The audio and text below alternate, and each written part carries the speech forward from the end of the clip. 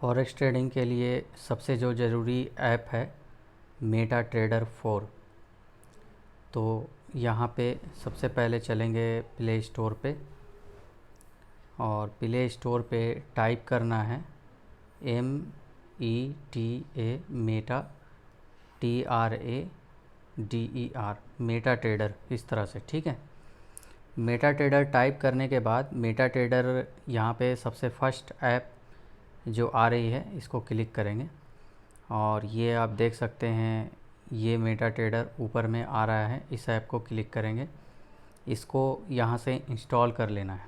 ठीक है, अगर मेटा ट्रेडर के बारे में आपको जानकारी है तो आप इस वीडियो को थोड़ा सा स्किप कर सकते हैं, क्योंकि जो नए यूज़र हैं उनको ध्यान में रखते हुए ये वीडियो मैं अपलोड कर रहा हूँ। तो यहाँ पे मैं इसको ओपन कर लेता हूँ। ओपन करने के बाद आप देख सकते हैं ये इस तरह से खुल रहा है और सबसे फर्स्ट वाली जो ऑप्शन है यहाँ पे नीचे लेफ़्ट साइड में आप देख सकते हैं कॉर्नर में लेफ़्ट साइड पे एक एरो जैसा बना हुआ है। इसको क्लिक करने से ये जो है ना करेंसी पेयर जो भी आपको दिखाई देगा। अब यहाँ पे कुछ लोगों का सवाल ये रहता है कि सर इसका रेट हम लोग कैसे देखते हैं और ये है क्या। ये जो रेट बताया जा रहा है यहाँ पे आप देख सकते हैं, ये एक तरफ तो रेट बताया जा रहा है 1.12177, दूसरी तरफ है 1.2198। तो ये सबसे ऊपर में यूरो USD लिखा हुआ है और इसका रेट लिखा हुआ है। तो इन दोनों रेट यूरो USD का ही है, लेकिन एक साइड में वो कम है और दूसरे साइड में ज़्यादा है। तो जो कम वाली है ना वो सेल प्राइस है और ज़्यादा वाला बाई प्राइस है, और इसके बीच में जो गैप है ना ये ब्रोकर का चार्जेस है। ब्रोकर जो यहाँ पे ट्रेडिंग करवा रहे हैं इसके बारे में भी बात करेंगे। तो ब्रोकर का ये चार्जेस है और चार्जेस बहुत माइनर लगता है इसमें, मतलब इतना कम चार्जेस है कि आपको पता लगने वाली बात नहीं है। यहाँ पे आपको पता ही नहीं लगेगा कितना कम चार्जेस लग रहा है। अब यहाँ पे आप देखिए कि 1.2177 ये क्या है।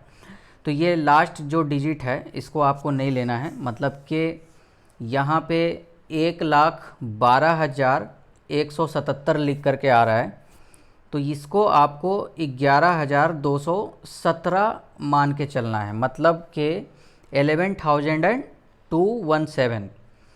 थोड़ा इंग्लिश कमज़ोर है, ठीक है। इसके बाद जो इसका बाई प्राइस है 11,219 आपको मान के चलना है, मतलब कि लास्ट वाला जो डिजिट है ना इसको नहीं लेना है। लास्ट वाला डिजिट जो है वो पॉइंट है, मतलब आप जैसे रुपया में जो सबसे छोटा डिजिट होता है पैसा, वो इस तरह का ही यहाँ पे भी हिसाब है। तो 10 पॉइंट का एक पिप होता है और ये जो है 11,217 ये पूरा पिप हो गया, और उसके बाद पॉइंट है। तो पॉइंट लास्ट वाला जो डिजिट है उसको आपको नहीं लेना, मतलब इसको 11,217 पिप आप बोल सकते हैं। तो ये 11,217 पिप हो गया। अब ये पिप क्या है, होता ये है कि आप किसी कंट्री में या किसी मार्केट में जाते हैं तो वहाँ पे आपको उस कंट्री के हिसाब से उस प्रोडक्ट का प्राइस बताया जाता है। जैसे मान लो अभी कोई बाहर से बंदा आएगा US से, तो यहाँ पे अगर पूछेगा कि भैया आप इस जीन्स का कितना रुपया प्राइस है, तो जीन्स के जो दुकानदार होंगे वो बोलेंगे कि भैया इसका 1200 रुपये है। तो अब वो अपने हिसाब से कैलकुलेट करने की कोशिश करेगा कि 1200 रुपये में कितना हो रहा है, तो करीब करीब मान लीजिए कि 16 या 17 डॉलर होगा। तो इस हिसाब से यहाँ पे यूरो USD लिख करके आ रहा है। तो ये जो पहला वाला वर्ड है ना यूरो USD यहाँ पे जो लिखा हुआ है, तो पहला जो वर्ड है यूरो, तो यूरो में ये जो प्राइस है यूरो का प्राइस है। अब यूरो का प्राइस किस में है, USD में, मतलब कि अगर हम लोग इसको इस तरह से समझें कि 1.12 USD अगर हम देते हैं तो वो 1 यूरो के बराबर होगा। ठीक है, मतलब कि 1 यूरो के लिए 1.1217 यूएसडी आपको देना पड़ेगा। तो ये जो प्राइस है ना, ये यूरो का है, ये प्राइस यूएसडी का नहीं है, लेकिन इसको यूएसडी में कन्वर्ट करके बताया गया है। उसी तरह से ये जीबीपी यूएसडी सेकंड वाला जो ऑप्शन आ रहा है, ये जीबीपी का मतलब कि ब्रिटेन पाउंड जो है उसका जीबीपी होता है शॉर्ट फॉर्म। तो ये ब्रिटेन पाउंड को यूएसडी में कन्वर्ट करके बताया जा रहा है। मतलब कि जो लास्ट वाला यहाँ पे कोड है ना, जैसे यहाँ पे लास्ट वाला कोड यूएसडी है, फर्स्ट वाला कोड जीबीपी है, तो पहला वाला जो कोड है ये उसी का प्राइस है और दूसरा वाला जो कोड है उसमें कन्वर्ट करके इसको बताया जा रहा है। मतलब कहने का ये हुआ कि लास्ट वाला जो कोड है यूएसडी का 1.233 आप यूएसडी देते हैं तो आपका जीबीपी मतलब कि जो ब्रिटेन पाउंड है वो कंप्लीट होगा 1 ब्रिटेन पाउंड। ठीक है, मतलब 1 ब्रिटेन पाउंड के लिए आपको 1.233 देना होगा। तो उस हिसाब से अगर गणित समझा जाए तो करीब करीब 23% जो है ब्रिटेन पाउंड का प्राइस ज़्यादा है। उस हिसाब से आप देखें यूरो का तो पॉइंट के बाद 12 है, मतलब कि करीब करीब 12% यूरो का प्राइस ज़्यादा है यूएसडी से। तो मतलब पहला वाला जो कोड है ना, अब यहाँ पे आप देखिए, ये क्योंकि जापानी पेयर है, जेपीवाई जो है, जेपीवाई का मतलब होता है जापानी येन, जो जापानी करेंसी होती है ना उसके हिसाब से उसका जो कोड है जेपीवाई है। ठीक है, और ये फर्स्ट वाला यूएसडी है। तो अब ये जो है 10,720, तो 10,720 का मतलब ये हुआ कि अगर आपको एक यूएसडी, ठीक है, एक यूएसडी आपको लेनी है जापानी से, किसी जापानी व्यक्ति से $1 यूएस लेना है तो आपको 107 जापानी पैसा लेना होगा। मतलब कि जापानी पैसे में 107 जेपीवाई आपको लेना पड़ेगा, तब वो 1 यूएसडी के बराबर होगा। तो एक बार में समझने की चीज़ नहीं है और मेरे ख्याल से इतना गणित समझना ज़रूरी भी नहीं है। आपको सिर्फ इतना करना है, आपको पिप समझना है, पिप। ठीक है, लेकिन ये मैं बेसिक से बता रहा हूँ क्योंकि कुछ पढ़े लिखे लोगों को समझाना थोड़ा सा ज़्यादा मुश्किल होता है क्योंकि उनको अंदर तक समझना है। लेकिन मेरे हिसाब से देखा जाए तो ये सारी चीज़ उतना ज़्यादा समझना ज़रूरी नहीं है, लेकिन ये बेसिक चीज़ है तो थोड़ा सा मैं यहाँ पे क्लियर कर दिया। अब इसके अलावा आप ये देखिए कि पिप जो है आपका पिप कितना इंक्रीज़ हो रहा है। अब इसके बारे में बात करेंगे कि आपको कितने पिप पे कितना फ़ायदा होगा। तो सबसे पहले तो यूरो यूएसडी पे चलते हैं और इसको स्क्रॉल करेंगे इस तरह से, लेफ़्ट साइड आप स्क्रॉल करेंगे इस तरह से स्क्रीन में, तो आपका ये सीधा सीधा इसका चार्ट ओपन हो जाएगा। अब चार्ट ओपन होने के बाद आप देख सकते हैं ये कॉर्नर में चार्ट में, ये आपका राइट साइड में कॉर्नर में अप साइड में, ऊपर के अप साइड कॉर्नर में ये ऑर्डर का ऑप्शन है। इसको जब आप क्लिक करेंगे तो यहाँ पे सबसे पहले ओपन होता है मार्केट एग्जीक्यूशन। मार्केट एग्जीक्यूशन का मतलब है कि बाई हो या सेल हो, दोनों का रेट जो करंट चल रहा है, अभी जो करंट रेट चल रहा है उसके ऊपर ये बाई या सेल होगा, तो मार्केट एग्जीक्यूशन पे आप रख सकते हैं।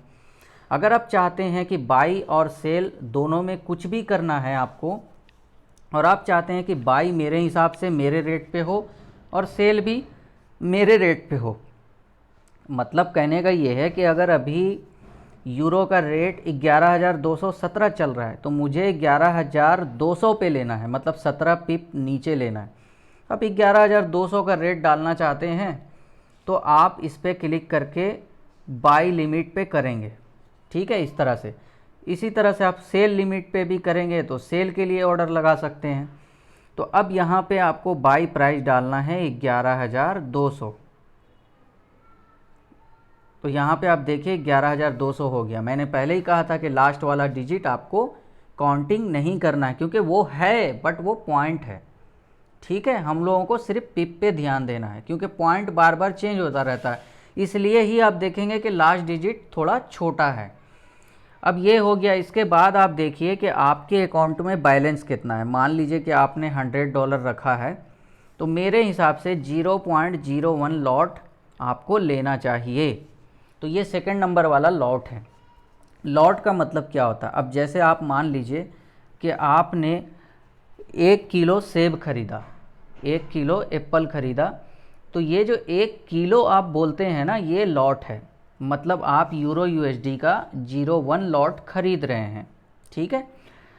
अब इसके पीछे भी बहुत सारा गणित है, तो वीडियो बहुत ज़्यादा लंबी हो जाएगी, तो कभी डिस्कस करेंगे इस टॉपिक पे भी। अब 0.1 का मतलब क्या है? 0.1 का मतलब ये है कि यहाँ पे होगा ये कि एक पिप जब ऊपर जाएगा ना मार्केट, तो आपको $0.1 मिलेगा। मैं फिर से क्लियर कर दे रहा हूँ कि आप जो लॉट लेते हैं उसका 10 गुना आपको डॉलर मिलेगा। मतलब कि 0.1 लॉट आपने लिया है तो आपको मिलेगा $0.1। जितना लॉट आप लेते हैं उसका 10 गुना आपको डॉलर मिलेगा। डॉलर किस पे मिलेगा? एक पिप पे। मतलब कि अभी आपने यहाँ पे 11,200 पे बाई कर लिया, ठीक है। 11,201 चला गया, जैसे कि आप देखिए 11,201 इस तरह से चला गया। तो 11,201 गया, तो यहाँ पे एक पिप का बढ़ोतरी हुआ है। तो एक पिप पे बढ़ोतरी होने से आपको $0.1 मिलेगा।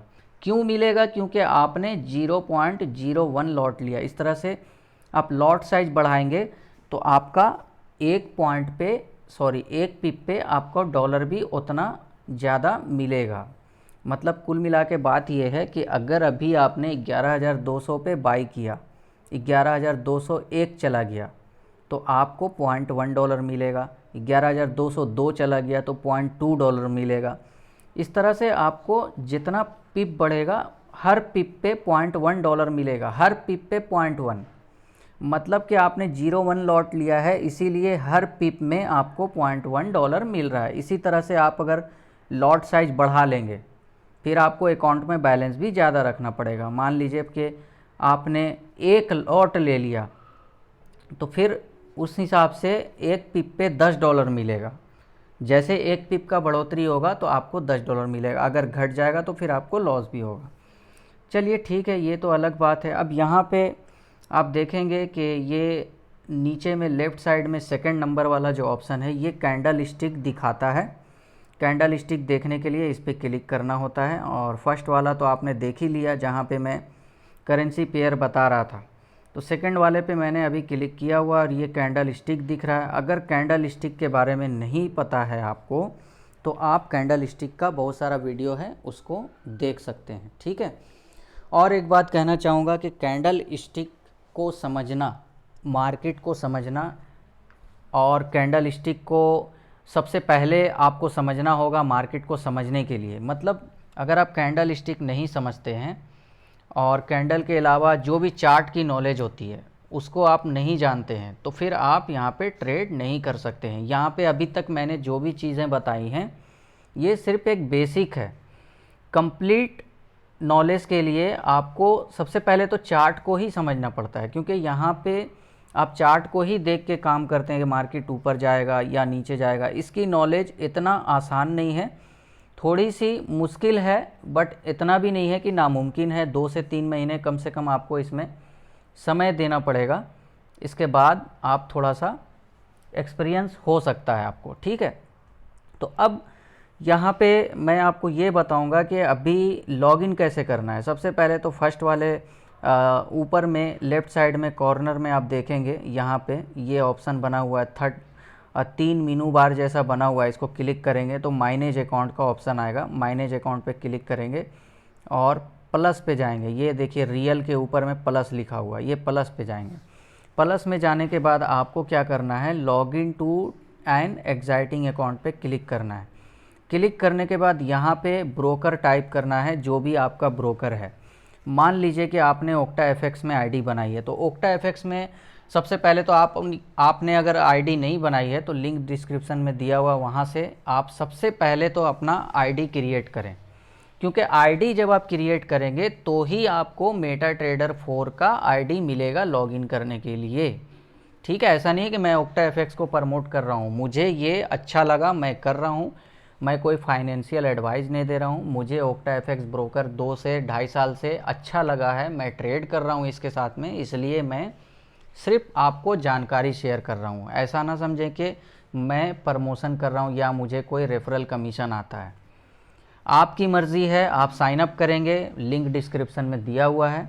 यहाँ पे टाइप करेंगे ओक्टा। अब देखिए OctaFX का आपका जो भी अकाउंट है वो आपको मेल में पता चल जाएगा। जब भी आप अकाउंट ओपन करते हैं तो आप वेरीफाई करेंगे, वेरीफाई करने के बाद आपको एक मेल आती है, वहाँ पे बता दिया जाता है कि आपका OctaFX रियल 3 है, रियल 4 है या रियल 5 है। तो आपका जो भी अकाउंट रहेगा उसके हिसाब से आप यहाँ पे सेलेक्ट कर लेना। इसके बाद आप मान लो रियल 3 है तो लॉगिन आईडी और पासवर्ड वहाँ पे दिया हुआ रहेगा। अच्छा, पासवर्ड वहाँ पे ट्रेडर पासवर्ड बोल करके लिखा हुआ होगा। और एक बात का ख्याल रखना है कि मेटाट्रेडर 4 का अगर वो आईडी दिया है तो मेटाट्रेडर 4 पे अगर ये आपको आईडी पासवर्ड लॉगिन करना है। मेटाट्रेडर 5 भी आता है, मेटाट्रेडर 5 है तो फिर मेटाट्रेडर 5 आपको अलग से इंस्टॉल करना पड़ेगा और वहाँ लॉगिन करना पड़ेगा। ये मेटाट्रेडर 4 के बारे में मैं बता रहा हूँ। अब लॉगिन करने के बाद एक काम ज़रूर करें, सेव पासवर्ड पे क्लिक कर दें और साइन इन कर लें। तो मेरा साइन इन किया हुआ है। ठीक है, आपके लिए ये प्रोसेस मैंने इसलिए बता दिया क्योंकि आप नए यूज़र हैं। अब यहाँ पे ये सारी चीज़ हो जाती हैं। अब एक काम यहाँ पे बच जाता है, ट्रेडिंग चार्ट। तो चार्ट के लिए ऑलरेडी बहुत सारी वीडियोज़ हैं और यहाँ पे मैंने पिप भी बता दिया। इसके बाद आपको यहाँ पे पॉइंट के बारे में भी बता दिया कि लास्ट डिजिट का क्या काम होता है। ठीक है, प्रॉफिट कितना होगा, लॉस कितना होगा। अच्छा, यहाँ पे दोनों चीज़ें होती हैं। अगर मार्केट नीचे जाने वाला होता है, आपको लग रहा है कि भाई अब सेल जाएगा, तो आप सेल कर सकते हैं। इसके बाद यहाँ पे कई टाइप के इंडिकेटर भी हैं। अब सारी नॉलेज एक वीडियो में तो नहीं हो सकती है, बट एक बात का आप ख्याल रखें, अगर आपको यहाँ पे नॉलेज है तभी आप यहाँ पे ट्रेडिंग स्टार्ट करना, वरना मैंने इस वीडियो में जो भी बताया ये सिर्फ बेसिक चीज़ है। सबसे जो ज़रूरी चीज़ है वो ट्रेडिंग चार्ट होती है, इंडिकेटर होती हैं, कैंडल स्टिक होती हैं, उसमें बहुत सारा लंबा स्टेप बाय स्टेप होता है हर एक चीज़।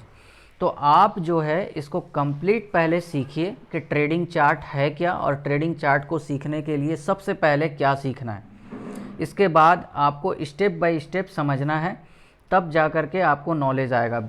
एकदम ऐसे ही बिना सोचे समझे इसमें इन्वेस्ट मत करना। ठीक है, आईडी बना लो आप। आईडी बनाने के बाद आपने मुझे मैसेज करना है व्हाट्सअप में या टेलीग्राम पे। व्हाट्सअप पे मैं ज़्यादा रिप्लाई नहीं करता हूँ। और एक बात, ट्रेडिंग चार्ट की जो नॉलेज है ये मत सोचना कि मैं फ्री में देने वाला हूँ, ऐसा कुछ नहीं होता, क्योंकि मेरा भी अपना समय है। आप अगर ऐसा सोचते हो कि मैं पूरी जानकारी फ्री में दे दूँगा, तो देखो भाई, फ्री में जानकारी देने के लिए दुनिया जो है ना, फ्री जानकारी की कोई वैल्यू नहीं देती है। तो इसलिए मैंने फ्री जानकारी देना कम्प्लीटली बंद कर दिया है, चाहे मेरा अपना भाई ही क्यों ना हो। क्योंकि भैया जहाँ पे पैसा किसी का नहीं लगता है ना, तो फिर वहाँ पे उस चीज़ का वैल्यू भी नहीं रहता है। तो इसलिए अगर मैं थोड़ा ज़्यादा बोल दिया हूँगा तो मुझे माफ़ कर देना, लेकिन सच्चाई यही है। अगर आप चाहते हो कि ट्रेडिंग चार्ट का नॉलेज लेना है और अगर आप अपने हिसाब से करना चाहते हो तो करो। अगर प्रॉफिट हुआ तो आपका ही है, लॉस हुआ तो भी आपका है। लेकिन अगर आप सीख के करते हो तो थोड़ा सा आपको इस काम में इंटरेस्ट भी ज़्यादा रहेगा और आपको प्रॉफिट भी अच्छा होगा। तो इसलिए कोशिश करो, हफ्ता दिन लगे 10 दिन लगे, वैसे 2 से 3 महीने में एक नया बंदा सीख जाता है इस काम को। तो इसके लिए ऑलरेडी आप चाहते हैं अगर फ्री में सीखना, तो वीडियोस भी बहुत सारे अपलोड किए हुए हैं। और इससे ज़्यादा कोई सवाल हो तो कमेंट बॉक्स में ज़रूर लिखें, और मिलते हैं नेक्स्ट वीडियो में नई स्ट्रेटजी के साथ। Okay, thanks.